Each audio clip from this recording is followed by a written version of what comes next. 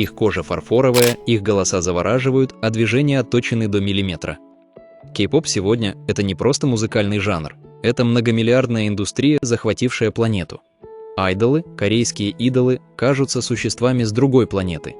Боги, живущие в лучах славы, утопающие в роскоши, брендах и любви миллионов. Но задумывались ли вы когда-нибудь, какая цена заплачена за эту безупречную картинку? Что скрывается за закрытыми дверями роскошных офисов в престижном районе Каннам? Сегодня мы заглянем на темную сторону корейской поп-индустрии. Мы поговорим о том, о чем менеджеры крупных агентств умоляют молчать. Вы узнаете, как 13-летних детей ловят в пожизненные юридические капканы.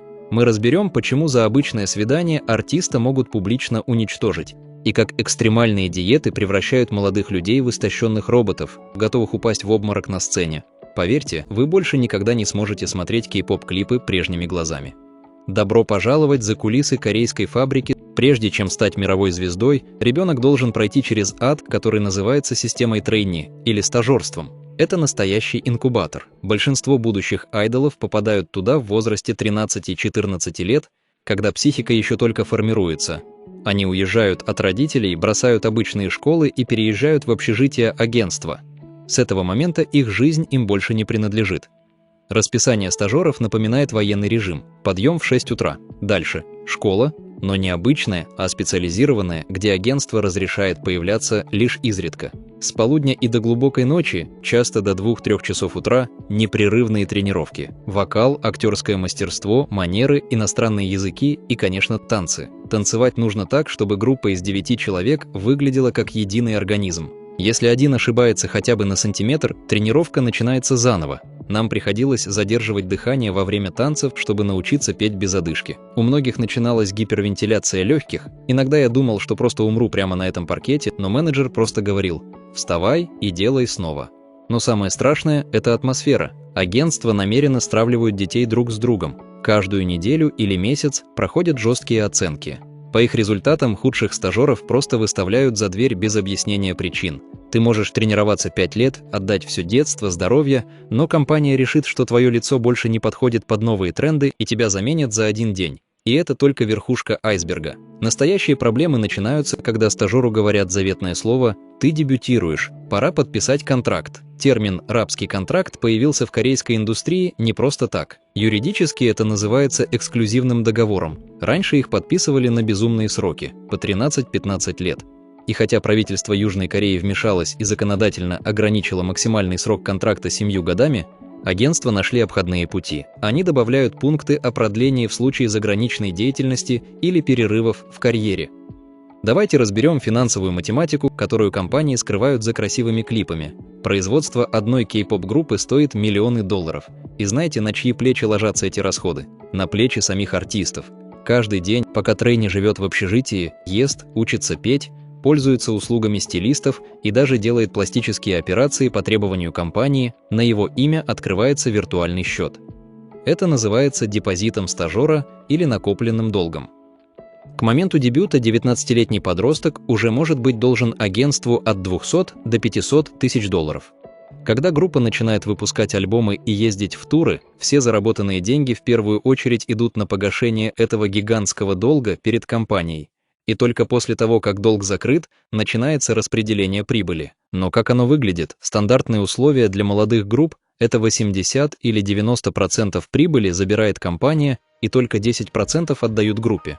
Подумайте, если в группе 7 человек, эти 10% делятся на 7. Известны случаи, когда всемирно известные группы, чьи треки крутили по радио по всему миру, первые 3-4 года после дебюта работали вообще бесплатно, получая лишь небольшие деньги на карманные расходы. А если артист не выдерживает давления и хочет уйти? Суммы штрафов за досрочное расторжение контракта прописаны так, чтобы пустить семью артиста по миру. Вы должны выплатить агентству упущенную выгоду за все оставшиеся годы. Это миллионы долларов. Ты буквально заперт в юридической клетке. Либо пой и улыбайся, либо ты банкрот. В корейском обществе царит культ внешности, но в кей-поп он возведен в абсолютный и пугающий абсолют. Существует негласное, но жесткое правило индустрии. Вес девушки-айдола не должен превышать 45 килограммов, независимо от ее роста. Рост 170 сантиметров не волнует.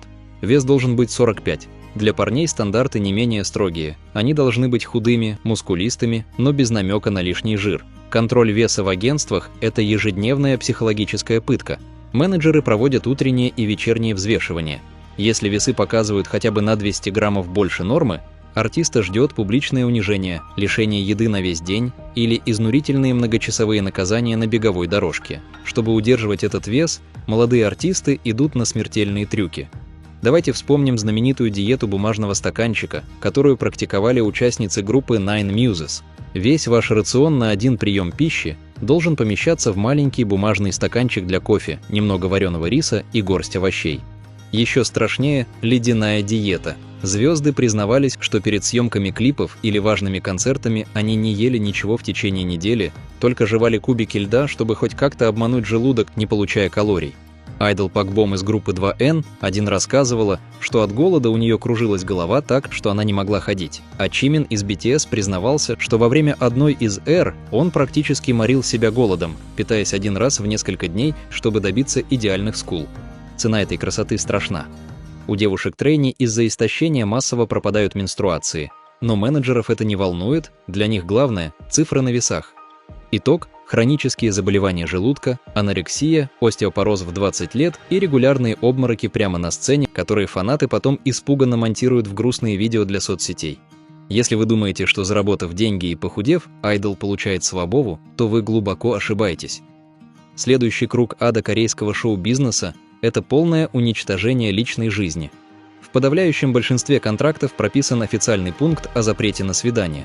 Обычно он действует первые от 3 до 5 лет после дебюта. Но даже после этого срока открыто завести отношения для айдола – это карьерное самоубийство. Почему? Потому что кей-поп-агентства продают не просто музыку. Они продают идеальную иллюзию. Они продают фанатам доступного бойфренда или девушку мечты. Посыл такой: я не встречаюсь ни с кем, потому что я люблю только своих фанатов. И фанаты начинают верить, что они буквально владеют этим человеком. Когда корейское агентство новостей лочит какую-то пару на свидании, в корейском сегменте интернета начинается самый настоящий ад. Фанаты воспринимают это как измену. Они требуют исключить артиста из группы, сжигают его плакаты и альбомы, присылают к офису компании похоронные венки и автобусы с протестными экранами. Вспомните громкую историю Карины из группы aespa. Когда стало известно о ее отношениях с актером, фанаты устроили ей такой бойкот, что взрослой, успешной девушке пришлось писать унизительное рукописное письмо с извинениями перед поклонниками за то, что она посмела влюбиться, а есть и более страшная категория – сосен-фанаты – это сталкеры. Они покупают данные о перелетах айдолов, взламывают их телефоны, устанавливают скрытые камеры в их подъездах и даже проникают в их гостиничные номера, пока артисты спят. Жизнь под постоянным прицелом камер менеджеров, папарацци и безумных сталкеров превращает реальность молодых парней и девушек в параноидальный кошмар, где нельзя доверять никому. Рабский труд, постоянный голод, тотальное одиночество и бесконечный поток хейта в интернетах создают гремучую смесь, которую человеческая психика просто не способна выдержать. Корейский шоу-бизнес – один из самых жестоких в мире по количеству ментальных срывов. За последние годы Южная Корея и весь мир содрогались от череды страшных новостей. Молодые, безумно красивые, богатые и успешные кумиры миллионов один за другим уходили из жизни добровольно. В своих посмертных записках они писали одно и то же. «Я сломался изнутри, меня поглотила депрессия, я чувствую себя абсолютно одиноким». Система выжимает из этих ребят все до последней капли – их молодость, их здоровье, их эмоции. А когда артист ломается и больше не может функционировать как идеальный робот, эта безжалостная машина просто списывает его со счетов, заменяя на нового, еще более молодого 14-летнего стажера, который стоит в очереди за своей мечтой. Означает ли все это, что нужно объявить бойкот кей-поп-музыки, удалить все треки и перестать смотреть клипы? Конечно, нет. Кей-поп – это потрясающее визуальное искусство, результат работы тысяч талантливых продюсеров, хореографов и самих артистов, которые искренне любят сцену. Но мы, как зрители, должны перестать быть слепыми потребителями этой глянцевой иллюзии.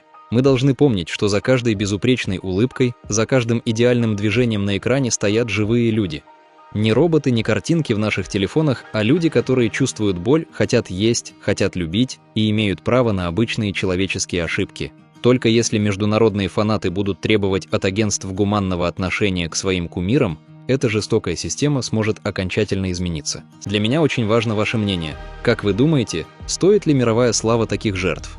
Напишите об этом в комментариях, я обязательно почитаю, обязательно ставьте лайк, если это видео открыло вам глаза на правду, и подписывайтесь на канал, чтобы не пропустить новые расследования.